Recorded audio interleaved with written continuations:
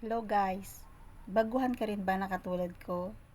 Hindi ito tutorial ha, motivation na lang. Kasi sa katulad nating mga baguhan, lagi tayo nagmamadali para dumami yung followers natin. Nalaman ko pala guys na dito sa pagre-reels or sa pag-ano natin sa Facebook para kumita, hindi pala basihan kung gaano kalaki or kadami ang ating mga followers. Kasi ang binabasihan dito is yung viewers.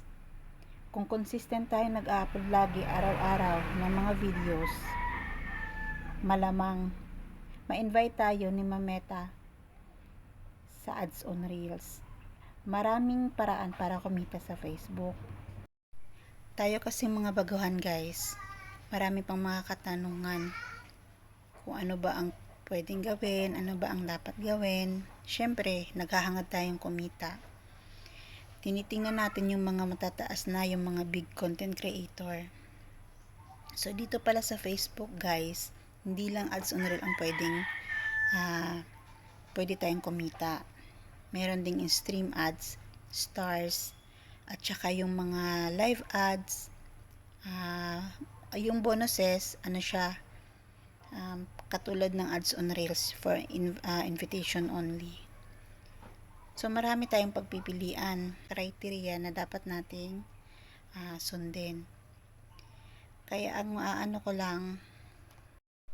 so dapat pala guys ay mag-focus lamang tayo sa pag-upload ng mga content. Dapat original content natin. Kasi kapag tiningnan natin yung mga ibang nagsisimula pa lang na katulad natin, kung ano yung pinagagawa nila or kung ano yung mga advice nila, posible tayong ma-restrict ni Mameta o hindi tayo ma-approve kung ano man yung goal natin. So, ang gagawin lang natin is mag-upload araw-araw para mas mapabilis tayong mapansin ni Lolo Meta.